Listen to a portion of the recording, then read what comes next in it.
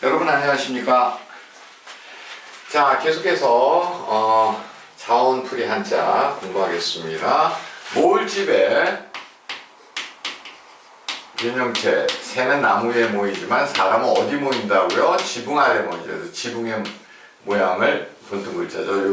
요 밑에는 아직 없는 거고.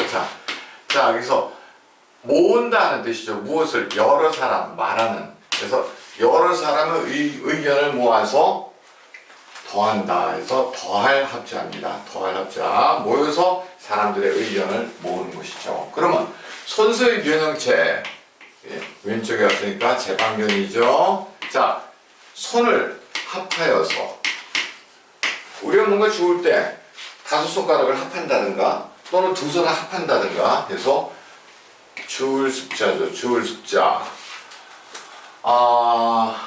따를 답자는 이 대중머리가 옛날에는 대나무 껍질에 글자를 썼기 때문에 문서나 서책이라는 의미가 있다 제가 말씀드렸죠. 문서나 서책, 그러니까 책이라는 얘기죠. 자, 그래서 이런 문서나 또는 종이를 합해서, 여기서 합하다는 것은 여러 장을 겹쳐서 이렇게 쓸 수도 있고 자신의 의견을 합해서 질문에 따른다는 얘기입니다. 상대방이 질문을 할 때 그 답을 따른다. 근데 이제 좀 반항적인 기질을 가진 사람은 상대방 질문에 잘 대답을 안 하고 따르지도 않죠. 제가 좀 약간 반항기가 있어가지고, 왜 대화를 그렇게 이끌어가는 사람 있지 않습니까? 뭐 이러저러한 것을 어떻게 생각하는가. 그래서 네, 저는 어떻게 생각합니다라고 얘기를 하면 10중 8구는 틀려요. 제 대답이. 그렇게 생각하기 쉬운데 사실은 이렇게 나오면 사실은 이거 대답해놓고 저는 속된 말로 좀 멍청해지는 거죠. 혹은 간혹 가다가 맞다라고 칭찬을 해도 벌써 자신이 채점관이 돼서 비교 우위에 있는 그런 위치가 되는 거죠. 그래서 전 누가 저한테 이런저런 견해가 어떤가라고 물어보면 그냥 하실 말씀 하세요. 저는 이런 스타일이에요. 그러니까 사실 따르지 않는 거죠. 네? 질문에 이렇게 종이에 이렇게 대답을 해야 상대방이 따르는 건데, 옛날에 방송할 때요, 제가 책 이야기라는 프로그램을 진행을 했었습니다. 책 이야기. 그래서 이제 어떤 저자들을 불러서 이제 그 책에 대해서 토론하는 그런 방송인데, 시청률은 벌써 제목에서 보시다시피 얼마나 시청률이 나왔겠습니까? 형편없었죠. 근데 한 번은 게스트가 분장실 대기실에 앉아가지고 저한테 이러저러한 질문 좀 해주십시오 그러는 거예요. 제가 MC를 보니까. 그래서 진행을 하는데 이런저런 질문해 주십시오. 그래갖고 네, 알겠습니다. 그리고 이제 그런 질문을 제가 이제 일단 외웠어요. 그래갖고 이제 막상 이제 프로그램 녹화 슈팅 들어가가지고 얘기하는데 제가 이제 당연히 질문했죠. 이러저러한 견해가 있던데 여기에 대해서 선생님은 어떻게 생각하십니까? 했더니 네, 참 그건 진짜 바보 같은 질문입니다. 그렇게 어리석은 사람들이 가끔 있어요. 이러면서 말을 시작하는 거예요. 야, 그거 방송만 아니었으면 진짜 멱살잡이하고 그냥 패고 싶던데. 어쨌든 이렇게 질문을 하면서 상대를 바보로 만드는 화법을 쓰는 사람들이 좀 있어요. 제가 거기에 잘 따르지 않는 타입인데, 어쨌든 자, 종이를 또는 문서를 합해서 상대방의 질문에 대답하니 그렇게 따른다 해서 따를 답자입니다. 자, 넉넉할 급자, 시일이 합하여지듯. 그러니까 여기서 합한다는 거는 합해져서 끊임없이 계속 어떤 시일이 꼬여져서 나오는 거예요. 그래서 시일을 갖다가 어디서 누에라든가 이런 데서 뽑는 거죠. 그래서 누에고치 거기서 뽑는 거죠. 그래서 시일이 합해지다는 거, 계속 연이어져서 나온다, 계속 모여있다 이런 뜻이죠. 그러니까 넉넉하다 해서 넉넉할 급자입니다. 그러면은 쌓을 탑을 알기 위해서는 팥탑을 알아야 되는데, 이 팥탑자가 풀이 초목이죠. 이렇게 잘 합하여져서 열매 맺는 거예요. 그래서 팥이 이렇게 가지런히 이렇게 한 5개 내지 열 개씩, 5나지 11씩 그렇게 가시런히 정리가 돼서 열매를 맺는다고 합니다. 저도 솔직히 저도 농사를 몰라가지고, 예, 저도 뭐 고향도 서울이고, 그래서 모릅니다만은 하여튼 팥이 그렇게 자란다네요. 그래서 자, 이 팥답자, 예, 초목이 또는 식물이 이렇게 가지런히 합해져서 열매 맺는 것이 팥이라는 얘기죠. 그럼 쌀 탑자는 흙 위에, 땅 위에 가지런히 잘 쌓아서 또는 가지런히 잘 맞추어서 또는 가지런히 잘 정리해서 그렇게 쌓는 것이 탑이라는 의미입니다. 탑 쌓을 때 우리가 이렇게 좀 아구를 잘 맞춰서 가지런히 해야 탑이 쌓이죠. 쌀 탑자입니다. 자, 나열자. 여기서 이제 조금 설명이 약간은 뭐 복잡한데 또 뭐 듣고 보면 또 뭐 간단해요. 어려워도 뭐 가르쳐야 되는 게 선생님이죠. 옛날에 맥아더가 이제 웨스트 포인트 미 육군 사관학교에서 이제 수업을 받을 때 또 뭐 사관학교에서 뭐 군사훈련만 받는 건 아니죠. 물리 시간에 교수가 아인슈타인의 그 상대성 이론에 대해서 설명을 했답니다. 쫙 설명을 한 다음에 지금들 알겠는가라고 물어봤는데 맥아더 장군이 솔직히 그랬대요. 그 당시에 맥아더 생도죠. 하나도 모르겠습니다. 아인슈타인의 상대성 이론을 누가 그렇게 많이 이해를 하겠어요. 전 세계에 뭐 20명 안쪽이라고 얘기를 하죠. 그랬더니 교수가 씩 웃으면서 사실은 나도 몰라. 근데 가르치는 사람, 선생은 몰라도 가르쳐야 돼.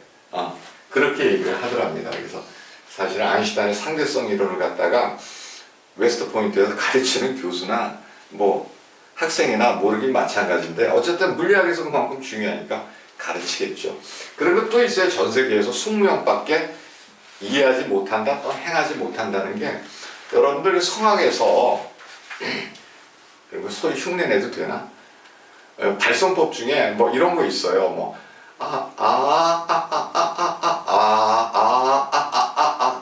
뭐 이렇게 뭐 좀 더 소프라노 하이톤으로 하는 건데 그 발성법이라고 그럴까? 그 소리를 정확하게 내는 그 소프라노 성악가가 전 세계에 제가 한 7, 8년 전에 자료 조사할 때 보니까 딱 17명이래요. 우리나라에서 조수민밖에 없대요. 정확하게 그 음정과 역에 따라서. 근데 뭐 보면 뭐 각 학교마다 뭐 성악과 있는 대학은 물론이고 이 음악과 있는 예술고등학교에서도 그거 다 하거든요. 솔직히 선생도 못하는 거예요. 네, 못하지만 뭐 어떻게 해요. 뭐 워낙 세계적인 방법이니까 가르쳐야죠. 저도 마찬가지입니다. 어려워도 저는 가르쳐야 되는 입장이니까 풀이하겠습니다. 자, 나열자. 너무 솔직하죠?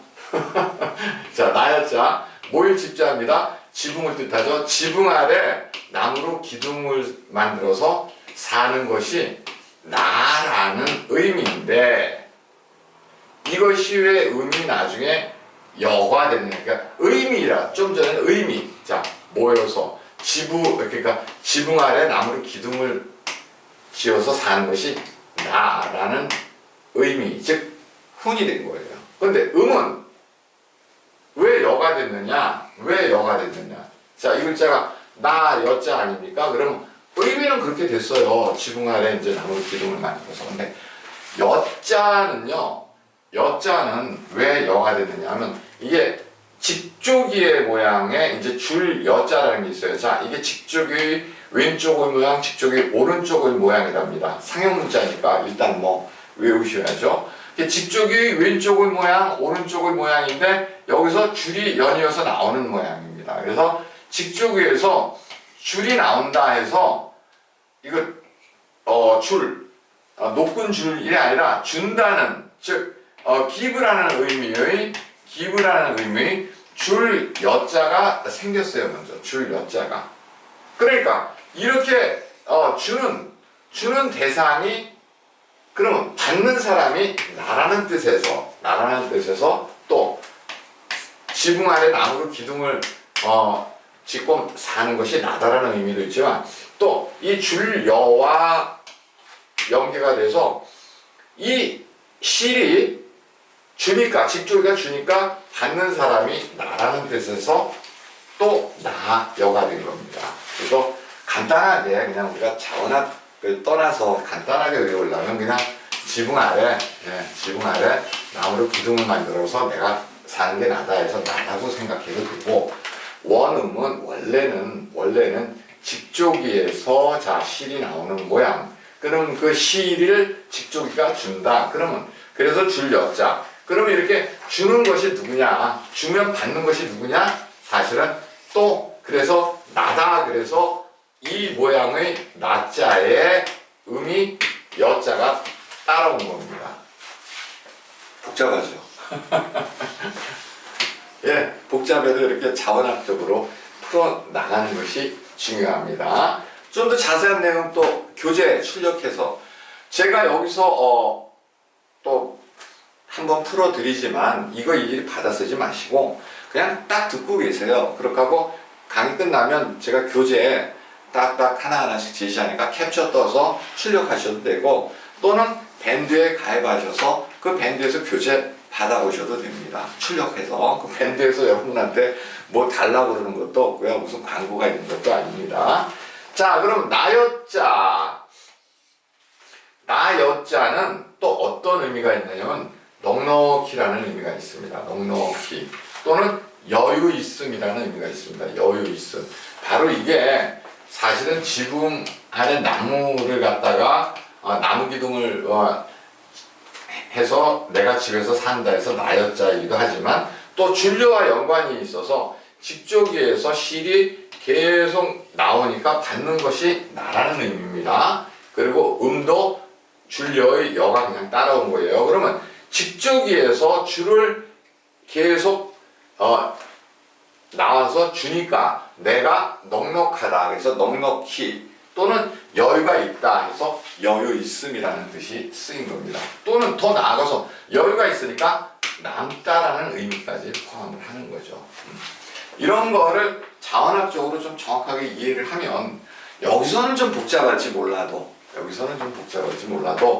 사실은 이것이 포괄적으로 여러분이 지식이 되면서 적어도 한자 학습을 하는데 나중에는 딱 보는 순간에 탁탁탁 이해를 하게 되는 거죠. 영어 역시 마찬가지입니다. 우리 영어 단어도 한 5,000개 이상만 외우고 나면 그 다음은 사실은 새로운 단어를 만났을 때 즉시 이해가 되면서 암기가 되는 거죠. 그러니까 영어 단어를 5,000개 아는 사람이 모르는 단어 10개 외우는 거 하고 영어 단어를 하나도 모르는 사람이 모르는 단어를 외우는 거 또 영어 단어를 한 1,000개쯤 아는 사람이 모르는 단어를 외우는 거는 그 속도가 다르죠. 예를 들어서 보험금 같은 경우에 뭐 인슈어런스 머니라고 그러는데 인이라는 게 안으로 들어간다는 거고 슈어라는 것이 수월하다. 그래서 슈어에서 나오고 다음에 명사형 전미사 ANC가 들어가면 그냥 보험금이다. 인슈어런스 머니. 나를 수월하게 해주는 돈이구나. 즉시 외워지잖아요. 이걸 갖다가 전혀 모르는 사람이 외운다라고 그러면 사실은 굉장한 노력이 필요한 거죠. 한자 역시 마찬가지입니다. 모든 어학이 마찬가지예요. 그래서 줄여자, 나여자 좀 복잡해도 제가 설명을 했고요. 저도 이거 설명하기 전에 글자 쓰면서 이거 쉽게 넘어갈까 이런 생각도 사실은 했었습니다. 그런데 좀 그래도 이렇게 해야 공부하는 맛도 있고 재미도 있죠. 천천히 썼자 여러 사람이 자 이거 나여자인데 무슨 뜻이 있다고 그랬죠? 여유 있다. 그죠? 줄여에서 시를 받으니 끝없이 받으니 여유 있다. 자 그러면 여러 사람이 여유 있게 걸을 때 여유 있게 걸으려면 여러 사람이 여유 있게 걸으려면 천천히 걸어야겠죠. 그래서 천천히 서자입니다. 천천히 서. 다음에 언덕에서 여유를 두고 즉 다시 말해서 이 계단을 만드는 거예요. 계단이라는 게 자 이렇게 언덕 같으면 여유가 없죠. 그냥 포물선이고 이렇게 돼 있으니까 뭐 어디 디딜 여유가 없는데 이 디딜 여유를 만드는 거예요. 디딜 여유. 그래서 언덕에서 디딜 여유를 만들라고 즉 무엇을 만드는 겁니까? 계단입니다. 계단. 디딜 여유를 만들라고 이 바위 돌을 깎아내거나 아니면 이 흑산이라면 흙을 깎아내겠죠. 그래서 덜제자입니다. 언덕에서 여유를 만든다. 어떤 여유? 비밀 여유입니다. 1973년도에 아마 72년도인가? 72년도인가? 뭐 이때 명동에 이제 코스모스 백화점이 생겼어요. 근데 그때 에스컬레이터가 대한민국에 처음으로 시설이 됐습니다. 명동의 코스모스 백화점. 그래갖고 제가 이제 어릴 때죠. 초등학교 때인데. 아니 명동의 코스모스 백화점에 가면 움직이는 층층다리가 있다는 거예요. 그러니까 그때는 계단을 갖다 그냥 뭐 속어로 층층다리라고 많이 그랬어요. 애들이 이제 서울에서 층층다리라고 많이 그랬는데, 아니 명동의 코스모스 백화점에 가면 움직이는 층층다리가 있다는 거예요. 그래서 아니 층층다리를 위해서 사람이 잡아 당기나? 이거 뭐 어떻게 된 거야? 그래갖고 저희가 동네 꼬마들이 날 잡아가지고 명동의 코스모스 백화점을 갔어요. 갔더니 진짜 층층다리가 계단이 자동으로 움직이는 거예요. 계단이 자동으로 막 움직여요. 너무 신기해가지고 그거 올라타고 4층까지 갔다가 또 내려서 또 1층까지 내려오고 올라가서 4층까지 갔다. 이 꼬마들이 하루 종일 그러고 있다가 그 경비 아저씨한테 쫓겨났습니다. 제가 이것들 뭐야 그래갖고 이제 꼬맹이들 나가고 이제 한 번만 더 가만두지 않겠다고 다 꼴방 한 대씩 맞고 움직이는 층층다리. 요새야 뭐 이걸 보고 신기해야 할 사람은 없지만 저희 어릴 때만 해도 정말 그 충격이라는 게 그 당시 그 에스컬레이터를 처음 봤던 그 충격이라는 게 지금도 사실은 가슴이 뛰어요. 자, 그래서 이렇게 어쨌든 자 언덕에서 이렇게 여유 공간을 두는 거죠. 계단이라는 게 뭡니까? 여유 공간을 두는 거죠. 딜들 수 있는. 그래서 이렇게 흙이나 돌을 덜어낸다. 요만큼씩. 자, 다음에 자 여유 있음 남음이죠. 이렇게 여유 있는 것을 자 이 글자 칠복자죠.